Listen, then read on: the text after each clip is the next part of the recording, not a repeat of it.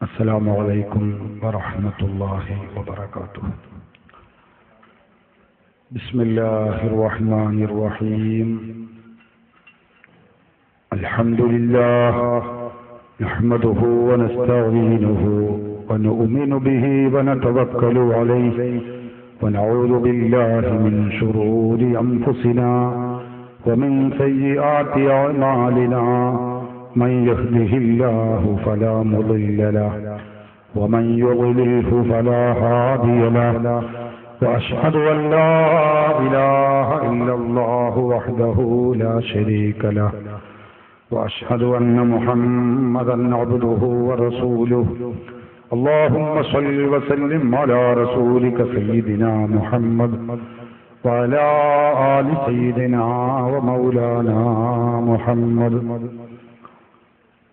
الصلاة والسلام عليك يا سيدي يا رسول الله. ആദരണീയരായ പണ്ഡിതന്മാരെ, ബഹുമാനമുള്ള മഹല്ല് കാരണവന്മാരെ, സ്നേഹമുള്ള സഹോദരങ്ങളെ, സുഹൃത്തുക്കളെ, സത്യാന്വേഷികളായ ശ്രോതാക്കളെ,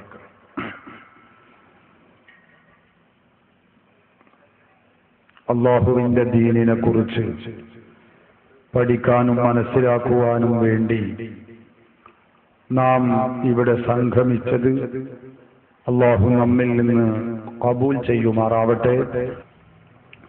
സഹോദരന്മാരെ, ഇവിടെ ഇന്ന് ചർച്ച ചെയ്യേണ്ടുന്ന വിഷയം മാല മൗലിദുകൾ എന്നതാണ്. മാല മൗലിദുകൾ എന്ന വിഷയം പൂർവകാലം മുതലേ അഹ്ലുസുന്നയുടെ വക്താക്കൾ ലോകത്തിന്റെ എല്ലാ ഭാഗത്തും നടത്തിക്കൊണ്ടിരിക്കുന്നതും ആചരിക്കുന്നതുമായ വിഷയമാണ്. നമ്മുടെ കേരളത്തിൽ മാത്രമല്ല, ഇന്ത്യയിലെ ഇതര സംസ്ഥാനങ്ങളിൽ മാത്രമല്ല, മുസ്ലിങ്ങൾ എവിടെയൊക്കെയുണ്ടോ അവിടങ്ങളിലൊക്കെ മാലകളും മൗലിദുകളും യഥേഷ്ടം നമുക്ക് കാണാൻ കഴിയും.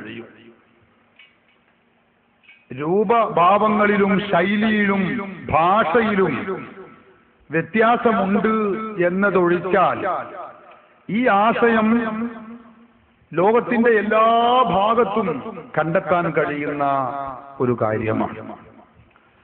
നമ്മുടെ രാജ്യത്ത് മറ്റെന്തിനേക്കാളേറെയും അഹ്ലുസുന്നത്തി വൽ ജമാഅത്തിൽ നിന്ന് തെറിച്ചുപോയ ആളുകൾ, വ്യതിചലിച്ചുപോയ ആളുകൾ ഏറ്റവും കൂടുതൽ ദുരുപയോഗപ്പെടുത്തുന്നതും അല്ലെങ്കിൽ കുപ്രചരണങ്ങൾ അഴിച്ചുവിടുന്നതും ഈ വിഷയ സംബന്ധിയാണെന്ന് അവരുടെ പ്രവർത്തനങ്ങൾ വിലയിരുത്തിയാൽ നമുക്ക് മനസ്സിലാക്കാൻ കഴിയുന്ന കാര്യമാണ്. മാല മൗലിദുകൾ എന്ന വിഷയം ഇവിടെ ചർച്ച ചെയ്യുമ്പോൾ ഈ മാല മൗലിദുകൾ എന്നത് ഉരുവിടാൻ പറ്റുമോ, നമുക്കത് ആചരിക്കാൻ പറ്റുമോ, നടത്താൻ പറ്റുമോ എന്നിത്യാദി കാര്യങ്ങളെ കുറിച്ചുള്ള ഒരു ചർച്ച, അത് സംബന്ധമായി കൂടുതൽ പറയുവാൻ ഈ സമയം ഞാൻ ഉപയോഗപ്പെടുത്തുന്നില്ല. അത് പലപ്പോഴായി നാം കേട്ടതും നാം മനസ്സിലാക്കിയതും വിശദമായി പഠിച്ചതുമാണ്. മാല മൗലിദുകൾ എന്ന് പറഞ്ഞാൽ എന്താണ്? അവയുടെ ഉള്ളടക്കം എന്താണ്? മാല മൗലിദിൽ അടങ്ങിയ ആശയങ്ങൾ, അതിന്റെ ഉള്ളടക്കം, അത് മുഴുവനും ശിർക്കും കുഫറുമാണ് എന്നാണ് നമ്മുടെ രാജ്യത്തുള്ള ബിദഅകൾ പ്രചരിപ്പിച്ചുകൊണ്ടിരിക്കുന്നത്. അതുകൊണ്ട് അത് സംബന്ധമായി ചില കാര്യങ്ങൾ ഓർമ്മപ്പെടുത്തുവാനാണ് ഞാൻ ഈ സമയം ഉപയോഗപ്പെടുത്തുന്നത്. മാല മൗലിദുകൾ എന്ന് പറഞ്ഞാൽ എന്താണത്? മാലമൗലിദുകൾ എതിർക്കുകയാണെങ്കിലും അത് ഉരുവിടുകയാണെങ്കിലും എന്താണ് മാലമൗലിദുകൾ എന്ന കാര്യം നമ്മളൊന്ന് മനസ്സിലാക്കണമല്ലോ. മഹാത്മാക്കളായ അമ്പിയാക്കൾ, ഔലിയാക്കൾ, മഹത്തുക്കൾ, ആ മഹാത്മാക്കളുടെ കീർത്തനങ്ങളും അവരുടെ മഹത്വങ്ങളും അവരുടെ ശ്രേഷ്ഠതകളും അവരുടെ പോരിശകളും ഇതാണ് മാലമൗലിദുകളിൽ അടങ്ങിയിട്ടുള്ളത്. മഹത്തുക്കളായ മഹാത്മാക്കളായ അമ്പിയാക്കളും ഔലിയാക്കളും അതുപോലെ സ്വാലിഹുകളുമായിട്ടുള്ളവരുടെ മദ്ഹുകളും കീർത്തനങ്ങളും അവരുടെ പോരിശകളും അത് നാം പാരായണം ചെയ്യുകയും അത് ഉരുവിടുകയും അത് മറ്റുള്ളവർക്ക് പറഞ്ഞു കൊടുക്കുകയും ചെയ്യുക എന്നതാണ് മാലമൗലിദ് കൊണ്ട് നാം ലക്ഷ്യമാക്കുന്നത്. ഇങ്ങനെ മഹാത്മാക്കളുടെ കീർത്തനം നടത്താമോ? പരിശുദ്ധ ഖുർആനും തിരുസുന്നത്തും എടുത്താൽ ഒരുപാട് തെളിവുകൾ നമുക്കതിൽ കാണാൻ കഴിയും. ഞാൻ അതിന്റെ വിശദാംശങ്ങളിലേക്ക് ഇറങ്ങിച്ചെല്ലുന്നില്ല. വിശുദ്ധ ഖുർആനിൽ സൂറത്ത് ഹൂദിൽ അള്ളാഹു പഠിപ്പിക്കുന്ന ഒരു വചനം നമുക്ക് കാണാം. അള്ളാഹു പറയുന്നു, വകുല്ലൻ നഖുസ്സു അലൈക മിൻ അംബാഇർ റുസുലി മാ നുസബ്ബിതു ബിഹി ഫുആദക വജാഅക ഫീ ഹാദിഹിൽ ഹഖ് വമൗഇദത്തുൻ വദിക്റാ ലിൽ മുഅ്മിനീൻ. പൂർവീക പ്രവാചകന്മാരുടെ മുഴുവനും ഒട്ടനേകം ആളുകളുടെ ചരിത്രം, അവരുടെ കീർത്തനങ്ങൾ അള്ളാഹു പരിശുദ്ധ ഖുർആനിലൂടെ പഠിപ്പിക്കുകയാണ്. അതെല്ലാം വിശദീകരിച്ചുകൊണ്ട് അള്ളാഹു പ്രവാചകരോട് പറയുന്നു, നബിയേ, വകുല്ലൻ നഖുസ്സു അലൈക മിൻ അംബാഇർ റുസുലി മാ നുസബ്ബിതു ബിഹി ഫുആദക. ഈ പൂർവകാല പ്രവാചകന്മാരുടെയും മഹാത്മാക്കളുടെയും ചരിത്രം നാം നിങ്ങൾക്ക് പറഞ്ഞു തരുന്നത് നിങ്ങളുടെ മനസ്സിനൊരു സ്ഥിരത ഉണ്ടാവാൻ വേണ്ടിയാണ്. പൂർവീകരുടെ ചരിത്രം ഉൾക്കൊള്ളുമ്പോൾ നമ്മുടെ മനസ്സിന് ചാഞ്ചല്യം ഉണ്ടാവുകയില്ല. അവരുടെ ചരിത്രങ്ങളും മഹത്വങ്ങളും ആവാഹിച്ചെടുക്കാൻ നമുക്ക് കഴിയുമ്പോൾ അവരുടെ മാർഗം പിന്തുടരാൻ നമുക്ക് പ്രചോദനമാകുന്നു എന്ന് മാത്രമല്ല, അത് നമുക്ക് നമ്മുടെ ആശയത്തിൽ, ഇസ്ലാമിക ആശയത്തിൽ ശക്തി പകരുകയും അവരെ മാതൃകയാക്കാൻ വെമ്പൽ കൊള്ളുകയും ചെയ്യുന്ന ഒരവസ്ഥ നമുക്കുണ്ടാകും. അതാണ് പരിശുദ്ധ ഖുർആൻ നമ്മെ പഠിപ്പിക്കുന്നത്. മാ നുസബ്ബിതു ബിഹി ഫുആദക. മാത്രമല്ല, വജാഅക ഫീ ഹാദിഹിൽ ഹഖ് വമൗഇദത്തുൻ വദിക്റാ ലിൽ മുഅ്മിനീൻ.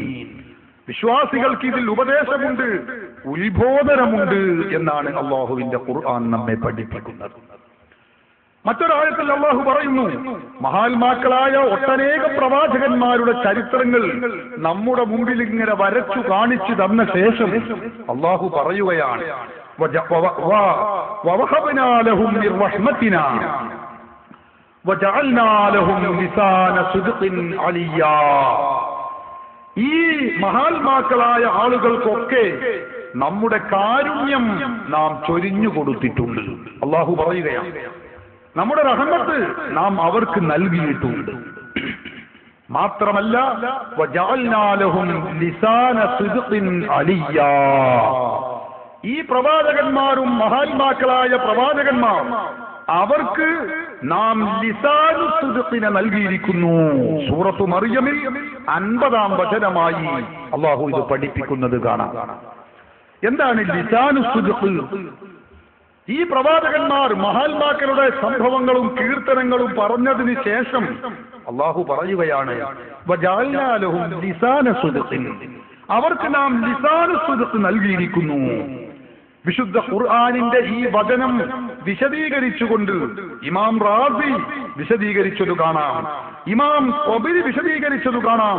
എല്ലാ ഖുർആൻ വ്യാഖ്യാതാക്കളും പറഞ്ഞു, ലിസാനു സിദ്ഖ് എന്ന് പറഞ്ഞാൽ അസ്സനാഉൽ ഹസൻ, അവരെ കുറിച്ചുള്ള കീർത്തനങ്ങൾ, അവരെ കുറിച്ച് നല്ലത് പറയുക എന്ന ഈ സംവിധാനം അള്ളാഹു മഹാത്മാക്കളായ പ്രവാചകന്മാർക്ക് ഒരുക്കി വച്ചിരിക്കുന്നു, തയ്യാർ ചെയ്തിരിക്കുന്നു. ഖുർആൻ പഠിപ്പിക്കുകയാണ്. അപ്പൊ മഹത്തുക്കളായ പ്രവാചകന്മാർക്ക് അവരെക്കുറിച്ച് മദ്ഹ് പറയുവാനും അവരുടെ കീർത്തനം നടത്തുവാനും അള്ളാഹു സംവിധാനിച്ചിരിക്കുന്നു എന്നാണ് അള്ളാഹു പഠിപ്പിക്കുന്നത്. അതുകൊണ്ട് തന്നെ മഹാത്മാക്കളുടെയും പ്രവാചകന്മാരുടെയും ഒക്കെ കീർത്തനങ്ങൾ നടത്തുക എന്നത് അതൊരിക്കലും ഇസ്ലാമിൽ മോശപ്പെട്ട കാര്യമല്ലെന്നു മാത്രമല്ല, ഖുർആൻ വളരെ വലിയ പ്രസക്തി നൽകുകയും കാണുകയും പ്രോത്സാഹനം നൽകുകയും ചെയ്ത വിഷയമാണ്. ഖുർആൻ എടുത്തു പരതിയാൽ നമുക്കറിയാം പൂർവീകരായ